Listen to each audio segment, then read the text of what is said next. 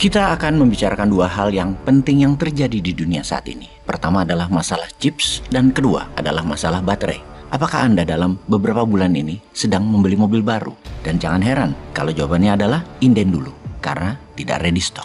Dan ini terjadi di seluruh dunia. Ada apa? Apa hal ini hanya terjadi di pemesanan mobil baru? Ternyata tidak. Ini juga terjadi ketika kalau Anda memesan game konsol boxnya Xbox atau PlayStation. Atau hal ini juga terjadi di dunia komputer. Efek ini juga terjadi di handphone seri terbaru. Ketersediaan sedikit yang mengakibatkan juga naiknya harga barang tersebut.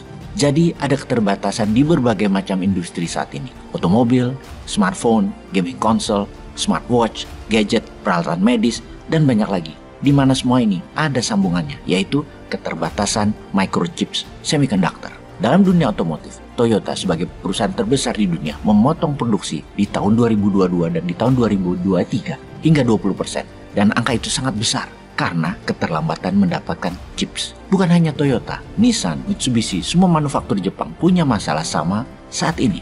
Honda bahkan memotong produksi sampai 40% karena masalah chips. Apakah masalah ini juga terjadi di Jepang saja?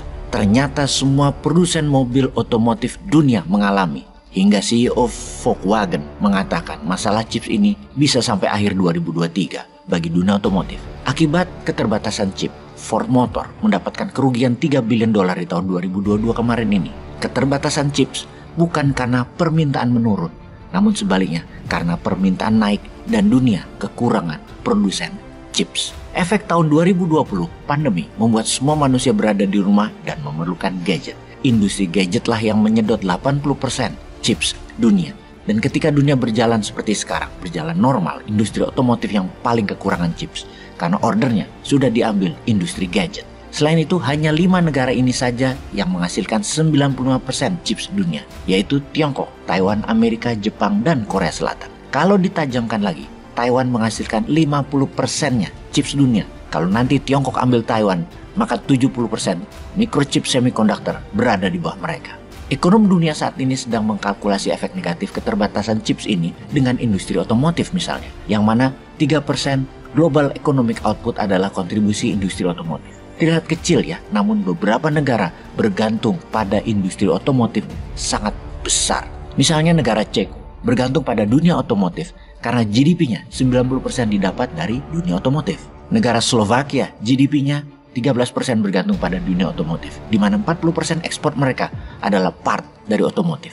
India, 7% GDP nasionalnya dari dunia otomotif dan mengcover 30 juta tenaga kerja. Ngeri sekali. Industri otomotif itu yang sangat bergantung pada chips. Inilah mengapa Indonesia sebagai penghasil bahan baku chips seperti koper atau tembaga, aluminium, dan mineral lainnya harusnya ambil peran. Beri insentif untuk perusahaan pembuat microchips agar Indonesia menjadi bagian penting dunia dalam kendali teknologi juga. Insentif bebas pajak misalnya, insentif permodalan, insentif perizinan, dan lain sebagainya. Demi membuat Indonesia menjadi kurang lebih lah mendapatkan 20% industri chips dunia. Amerika memberi insentif tahun 2023 sejumlah $50 billion.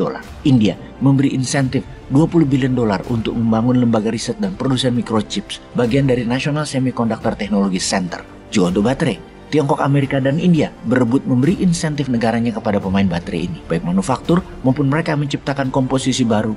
Dengan jumlah ketiganya negara tersebut, jika ditotal di tahun 2023, mereka memberikan $100 billion insentif untuk industri baterai. Kombinasi microchips dan baterai adalah new oil. Indonesia yang secara alami memiliki sumber daya alamnya, bahan baku komponen baterai dan microchips, tinggal majukan sedikit lagi, diisi kepala dan teknologi yang didukung dengan regulasi, pendanaan, insentif pajak, akan lebih unggul dari ketiga negara, yaitu Amerika, Tiongkok, dan India. Indonesia akan lebih unggul dari ketiganya. Kedua industri ini sejak tahun 2019 hingga saat ini naik 407% kebutuhannya, dan dalam 5 tahun ke depan akan naik lagi 300% lagi dengan gadget 5G dan 6G dipasarkan plus mobil dan motor listrik. Ngomong-ngomong soal baterai, kita ke baterai sekarang. Nikel mau dijadikan baterai adalah pemahaman umum yang saat ini didengungkan di negara kita yang tercinta ini. Namun apakah benar begitu? Sudah ngomong sama Elon Musk yang hanya pakai kaos ketika menerima Anda dan dipaksa berfoto pegang Kopiko.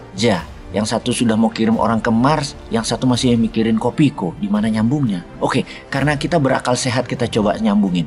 pakai jas dengan kaos, ngomong Mars dan Kopiko. Oh, paham. Nyambung sekarang di mana. Kira-kira yang dipikirin adalah Mars itu coklat bar. Coklat merek Mars. Walah, sampai di perut doang mikirnya. Oke, kita paham sekarang. Kita lanjut. Pemakaian baterai mobil ini saat ini terbanyak adalah unsur nikelnya. Namun baterai mobilnya berat dan mulai digeser ke komposisi lain. Nikel, lithium, kobalt selama ini digunakan menghadapi dua masalah besar. Pertama, harga nikel yang terus naik. Kedua, kobaltnya bermasalah karena membunuh 2.000 anak usia 6-12 tahun per tahunnya di Kongo untuk mengambil kobalt di kedalaman 10 meter lubang kecil yang tak cukup oksigen itu. Maka baterai nikel lithium kobalt dikatakan sebagai baterai berdarah atau blood battery. Aktivis lingkungan tidak mendukung mobil EV atau electronic vehicle energi terbarukan tersebut yang berbasis kobalt sebagai solusi lingkungan. Ini dianggap bullshit. Yang berikutnya tidak ada hubungannya dengan lingkungan namun terhadap profit. Pebisnis harus taat pada profit.